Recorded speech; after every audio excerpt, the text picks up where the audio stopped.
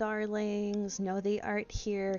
This time we are doing a unboxing of a Heikala art supply box. I know it's been a while, but I thought this would be a good time to do an unboxing video. I've seen plenty, but maybe mine will be a little bit different because I'm not showing my face. So here we have, and I'm so sorry if I say this wrong, the Heikala, Heikala, I don't know. We're just gonna go with what I think it is. So as we open the box, it kind of shows you an illustration of all the pieces, and then there's a nice little like owner's guide pamphlet of like all of the things that are in there, explaining what they are, what you can do with them, and yeah. So first we have the pencil case. It says it is 100% recycled cardboard. It can fit a selection of your favorite tools so you can take them on the go with you. It was really nice. It was very deep too, so I'm excited to use that when I start traveling again. Next we have a mono eraser and a 4-color eraser. I'm excited to try the 4-color eraser later on. Next we have a pocket brush pen. I've never used one of those before. I'm kind of excited to see how that will work out. Next we have some masking fluid.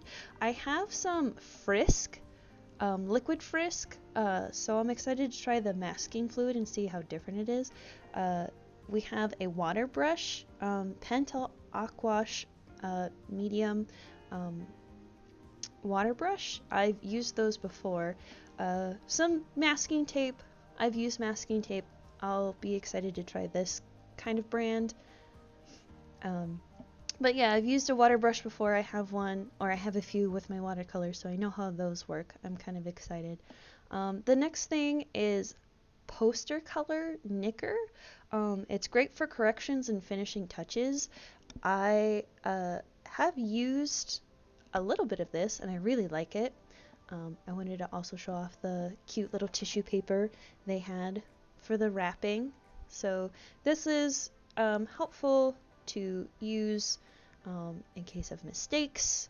It can also be mixed with the inks that are in here to make pale tones or opaque color. Next we have some black ink. I already got some because I got like a little bit of their art supply stuff before. So now I just have 2 black inks, so that'll be nice to have. Next, we've got some colored pencils, polychromos, a pen Neo Pico, I think it is, and synthetic brushes. I have 2 of them already. I have the size 0, and the size 2, I think, and now I have 2 size 0s and a size 4. So I'll be excited. I really like these brushes. I have a gel pen High Tech C. I already have 2 of these and I really like those pens, so they're super nice to have. And then here are the colored pencils from Faber-Castell. I'll be excited to use those for sketching later on. And then next we have a pen, the pen Neo Pico. I can't say these very well. I'll be excited to see how that works out. And then I've got 2 boxes of 3 things of ink. So orange, violet, sap green, yellow, magenta, and cyan blue.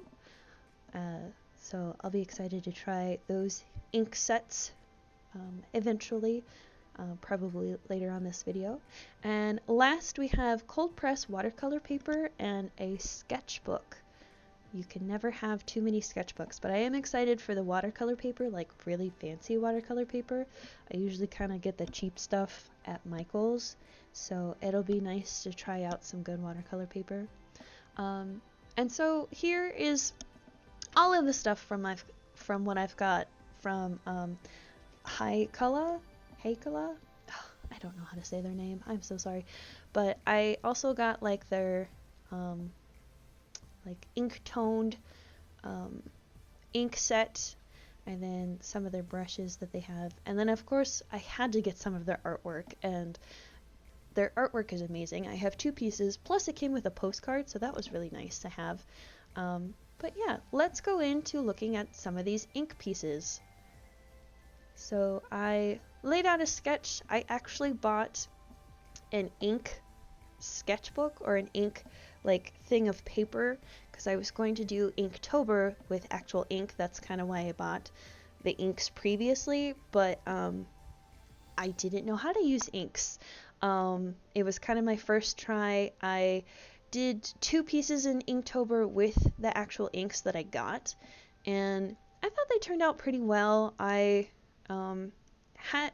don't quite understand how to use value stuff yet, but I was looking at tutorials from other artists and watching this artist and how they do ink stuff, and I realized that you kind of think of it in terms of watercolors. You put a light wash down first, and then you start to get darker as you go along. And so this is kind of what I was experimenting with, and I will say I'm sorry that I didn't move the camera down sooner to show you the bottom half of the painting, but I will move the camera down eventually. But I would have to say doing digital art has really helped me explore and experiment how to get lights and shadows, and I'm able to kind of work that way, and then like delete it, see what it looks like, because you can't really delete stuff here in the traditional sense. I mean, I do now have that that poster color that can help with mistakes or maybe fix a few things, but you know, with traditional you kind of want to know what you're doing before you lay stuff down. With my digital art, I don't do that very much. I do a lot of experimenting with colors. I don't have a set color palette. I just usually have one color in mind, and then from there I kind of expand out. I know that's probably not the proper way, and as an art teacher, probably not the best way to do it, but you know, that's how I work with color and art. But I do use the basics, so like if I'm using purple or some form of purple, I want to stick with maybe like greens, and that sort of thing to do the complementary, or I can do kind of the analogous, so like blues and greens that way if I wanted to go that route. So yeah, and as you can see, I kind of do that. So I have a green background, or not a green background, I have a purple background with a green shirt to show that kind of that contrasting look.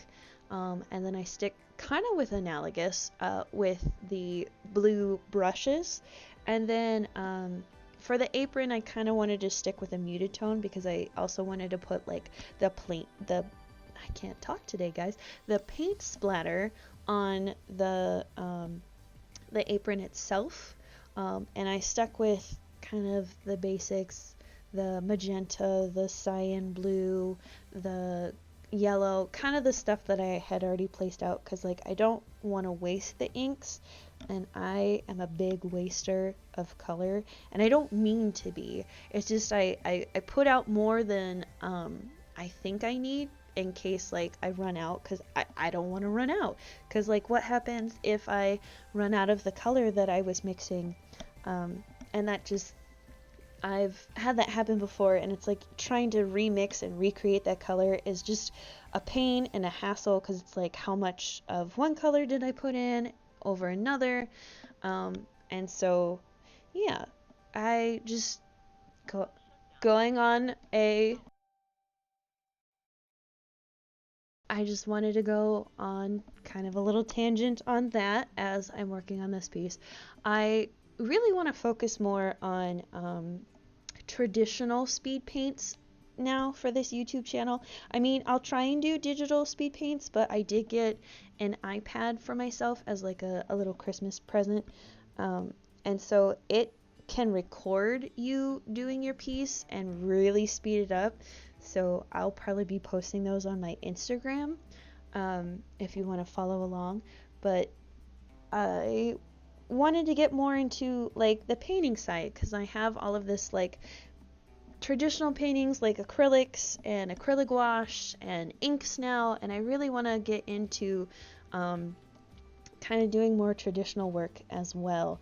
But we'll see how that goes. And I want to thank you for watching. You can support me on Instagram. You can support me on my Ko-fi. Links will be in the description below. I also do a lot of stuff with Ko-fi of showing artwork, sketches, things that I don't post on Instagram or like anywhere else, because I also am on Twitter. Twitter is mostly I post kind of my sketching, my process, pictures, that sort of thing. And then YouTube is just kind of showing the whole thing in a speed paint as I ramble on about random stuff. And I'm so glad to be back. I am hoping my goal is to at least post maybe once or twice a month of a video of something that I have that is art related. So keep a lookout on that. And I will see you all next time. Bye!